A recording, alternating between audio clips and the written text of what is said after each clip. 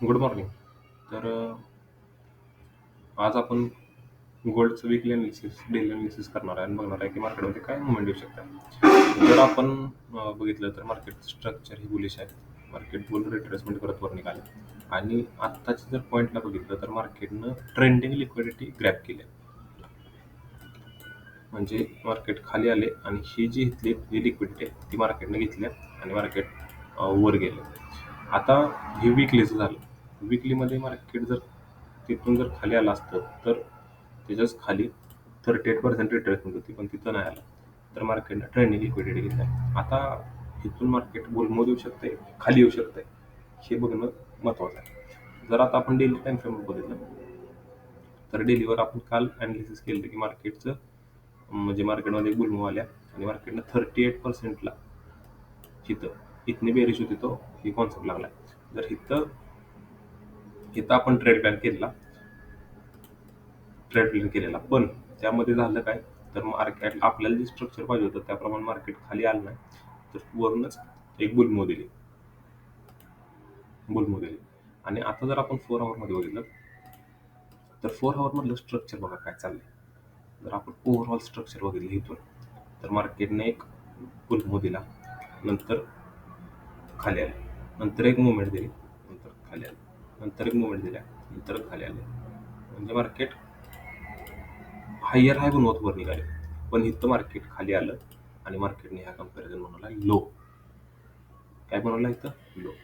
त्याच्या अगोदर इथं पण मार्केटने एकदा लो बनवलेला, पण मार्केटने इथं ट्रॅप केलं आणि म्हणजे मार्केट खाली आलं. पण ह्या वेळेस इथं जो लो बनवलेला ह्या वेळेसचा आपण डेलीचं बघा काय झालं तर ह्या वेळेस डेलीला बघितलं तर डेलीची कॅन्डल ह्याच्या वर क्लोज झालेली, पण इथं डेलीची कॅन्डल कितनी बेरिश होती तो ह्याच्या खाली क्लोज झाल्या. इथं मार्केटनं ही लिक्विडिटी घेतल्या, या सेलरची लिक्विडिटी घेऊन खाली आले.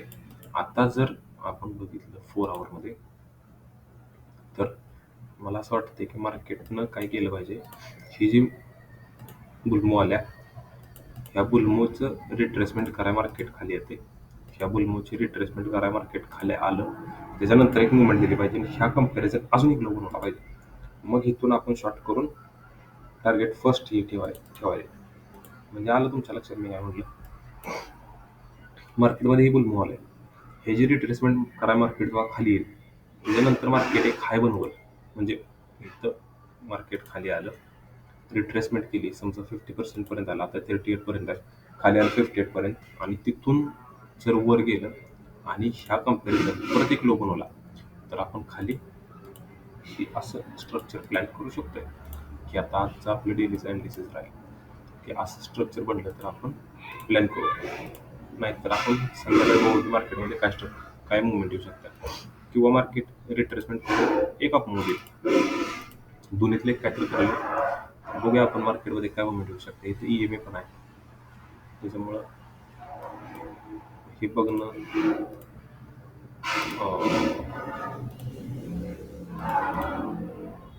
ह्याच पॉईंटपासून का तर इथे एक लिक्विडिटी होती, ह्याच पॉईंटपासून आपण प्लॅन केलेला, पण ते आपला ट्रेड मिस झाला. सकाळी मी प्लॅन करणार होतो तो ट्रेड, पण इथं जरी आपण सकाळी बघितलं तर ह्या स्ट्रक्चर असं वाढलेलं आणि ही खाली आलेलं तेव्हा 30% रिट्रेसमेंट केलेली. इथंच एक प्लॅन करणार होतो, पण ही टायमिंग सकाळी 7:30-8 वाजलेल्या म्हणून मी प्लॅन केलं नाही. पण नंतर त्यानं वेटच करून दिला नाही, डायरेक्ट मुवमेंटच दिली. तर बघूया आपल्याला अजून काय चांगला असा ट्रेड कुठला भेटलेला नाही. आणि आपण जर ऑइलला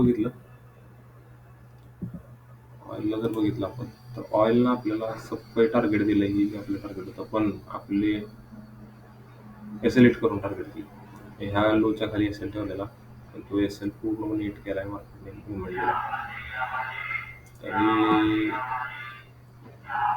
बघूया काय विषय होतो मार्केटमध्ये. आता तरी एक मुवमेंट यायला पाहिजे. आपण इथं प्लॅन केलाय की मार्केटमध्ये ही मुवमेंट येऊ शकते आणि मग बघूया मार्केट जर खाली येऊन आता ह्या पॉईंटला जर मार्केटनं EMA टच करून जर वर गेलं आणि ह्या कम्पॅरिझन जर लो बनला तर मार्केटमध्ये आपण इथून सेलिंग प्लॅन करू शकतो. डायरेक्ट आपण इथं सेल करू शकत नाही,